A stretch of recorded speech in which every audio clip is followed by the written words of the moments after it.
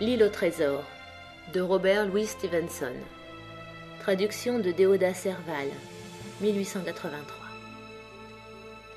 Première partie. Le vieux flibustier. Chapitre 1. Le vieux loup de mer de l'amiral Benbow.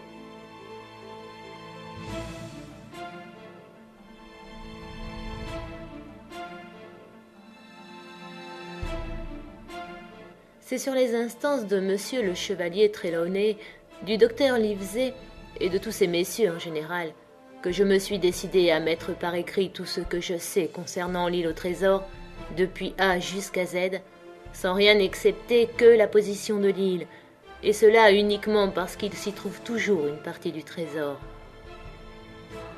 Je prends donc la plume en 7 ans de grâce 1700, et commence mon récit à l'époque où mon père tenait l'auberge de l'amiral Benbow, en ce jour où le vieux marin, au visage basané et balafré d'un coup de sabre, vint prendre gîte sous notre toit.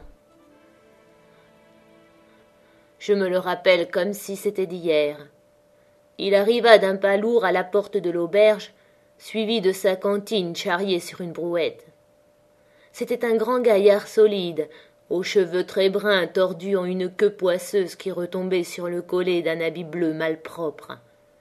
Il avait les mains couturées de cicatrices, les ongles noirs et déchiquetés, et la balafre du coup de sabre, d'un blanc sale et livide, s'étalait en travers de sa joue. Tout en sifflotant, il parcourut la crique du regard, puis de sa vieille voix stridente et chevrotante qu'avaient rythmée et cassée les manœuvres du cabestan, il entonna cette antique rengaine de matelot qu'il devait nous chanter si souvent par la suite. Nous étions 15 sur le coffre du mort, yo, et une bouteille de rhum. Après quoi, de son bâton, une sorte d'anspex, il heurta contre la porte et à mon père qui s'empressait, commanda brutalement un verre de rhum. Aussitôt servi, il le but posément et le dégusta en connaisseur, sans cesser d'examiner tour à tour les falaises et notre enseigne. « Voilà une crique commode, » dit-il à la fin, « et un cabaret agréablement situé. Beaucoup de clientèle, camarade ?» Mon père lui répondit négativement. « Très peu de clientèle, si peu que c'en était désolant. »« Eh bien alors, reprit-il, je n'ai plus qu'à jeter l'ancre. »« Hé, l'ami !» cria-t-il à l'homme qui poussait la brouette. « Accostez ici et aidez à monter mon coffre. Je resterai ici quelque temps, continua-t-il. Je ne suis pas difficile, du rhum et des œufs au lard, il ne m'en faut pas plus, et cette pointe là-haut pour regarder passer les bateaux. Comment vous pourriez m'appeler? Vous pourriez m'appeler capitaine. Ah, je vois ce qui vous inquiète. Tenez. Et il jeta sur le comptoir 3 ou 4 pièces d'or. Vous me direz quand j'aurai tout dépensé, fit-il l'air hautain comme un capitaine de vaisseau. Et à la vérité, en dépit de ses piètres effets et de son rude langage, il n'avait pas du tout l'air d'un homme qui a navigué à l'avant. On l'eût pris plutôt pour un second ou pour un capitaine qui ne souffre pas la désobéissance. L'homme à la brouette nous raconta que la malle-poste l'avait déposé la veille au Royal George, et qu'il s'était informé des auberges qu'on trouvait le long de la côte. On lui avait dit du bien de la nôtre, je suppose, et pour son isolement, il l'avait choisi comme gîte, et ce fut là tout ce que nous apprîmes de notre hôte. Il était ordinairement très taciturne. Tout le jour il rôdait alentour de la baie ou sur les falaises, muni d'une lunette d'approche en cuivre. Toute la soirée, il restait dans un coin de la salle, auprès du feu, à boire des grogs au rhum très fort. La plupart du temps, il ne répondait pas quand on s'adressait à lui, mais vous regardait brusquement d'un air féroce, en soufflant par le nez telle une corne d'alarme. Ainsi, tout comme ceux qui fréquentaient notre maison, nous apprîmes vite à le laisser tranquille. Chaque jour, quand il rentrait de sa promenade, il s'informait s'il était passé des gens de mer quelconques sur la route.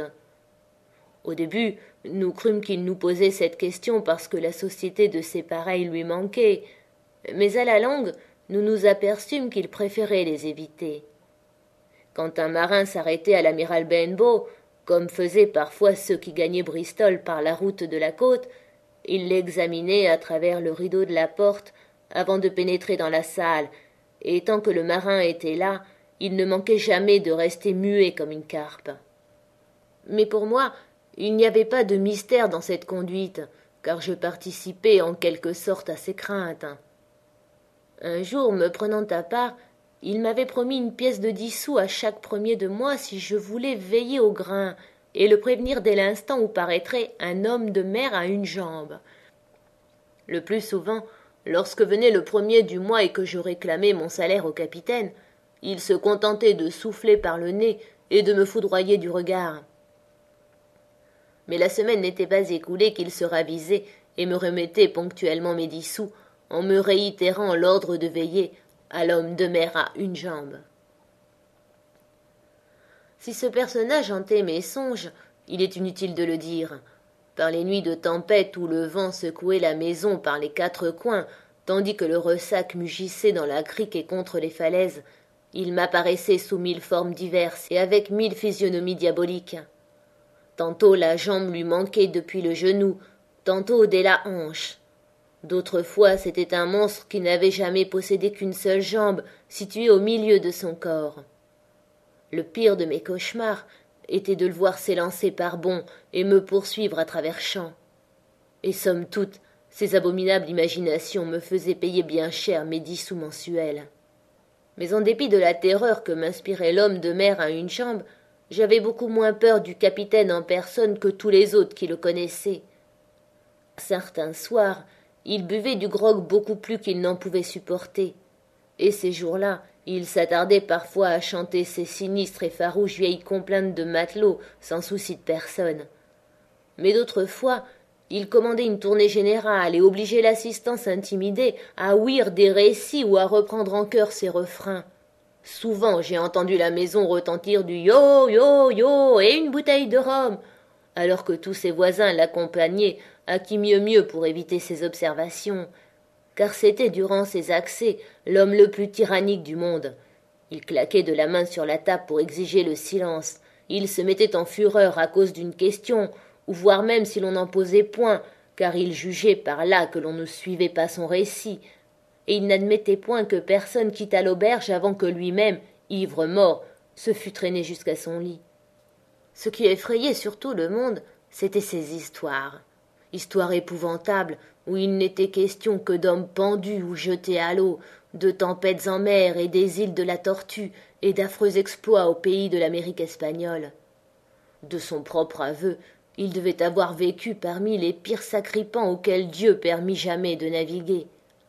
Et le langage qu'il employait dans ses récits scandalisait nos braves paysans presque à l'égal des forfaits qu'il narrait. Mon père ne cessait de dire qu'il causerait la ruine de l'auberge, car les gens refuseraient bientôt de venir s'y faire tyranniser et humilier, pour aller ensuite trembler dans leur lit.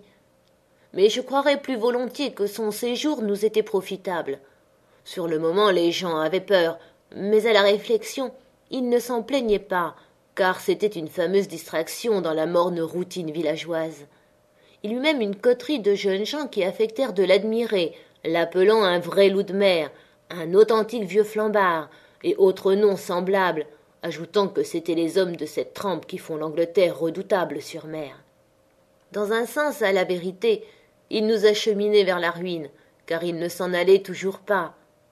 Des semaines s'écoulèrent, puis des mois, et la compte était depuis longtemps épuisée, sans que mon père trouvât jamais le courage de lui réclamer le complément.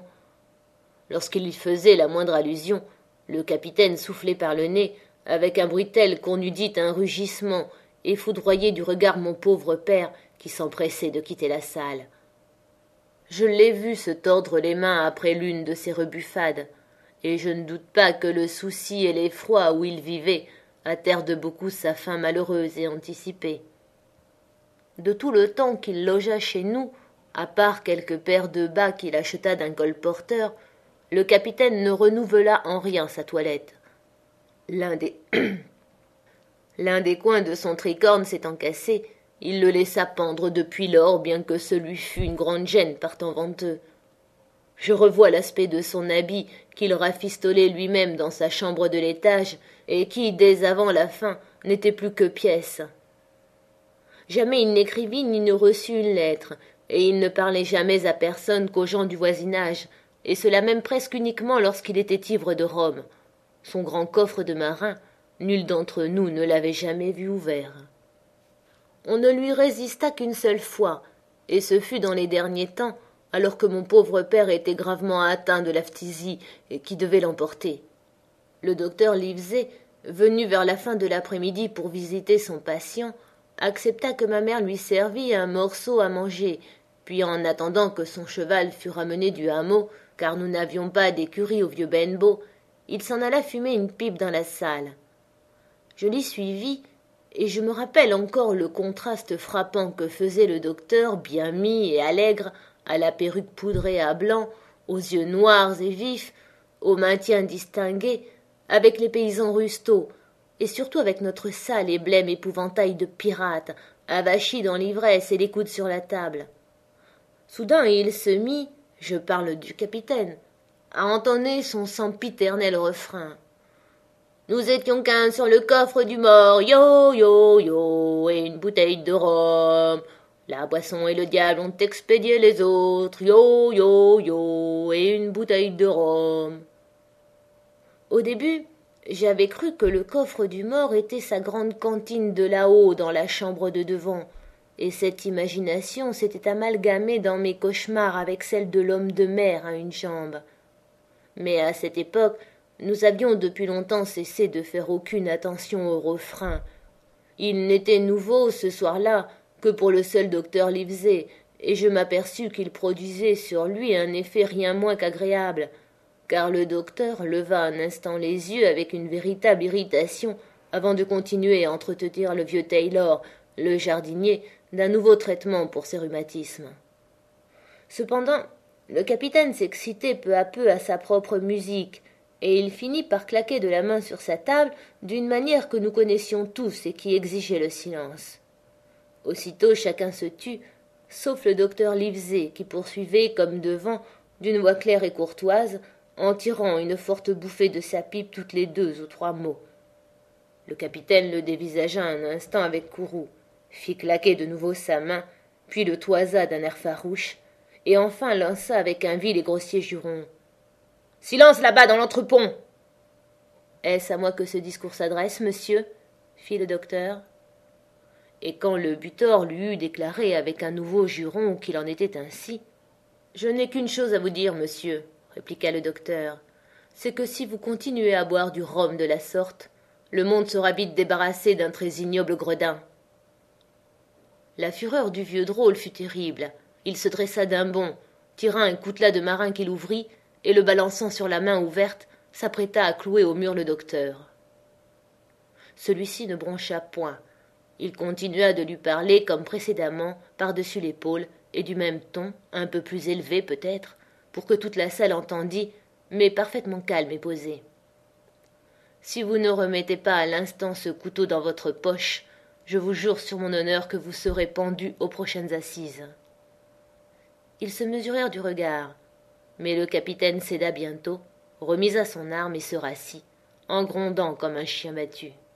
« Et maintenant, monsieur, continua le docteur, sachant désormais qu'il y a un tel personnage dans ma circonscription, vous pouvez compter que j'aurai l'œil sur vous nuit et jour. Je ne suis pas seulement médecin, je suis aussi magistrat, et s'il m'arrive la moindre plainte contre vous, fût-ce pour un esclandre comme celui de ce soir, je prendrai les mesures efficaces pour vous faire arrêter et expulser du pays. Vous voilà prévenu. » Peu après, on amenait à la porte le cheval du docteur Livesey, et celui-ci s'en alla. Mais le capitaine se tint tranquille pour cette soirée-là, et nombre de suivantes.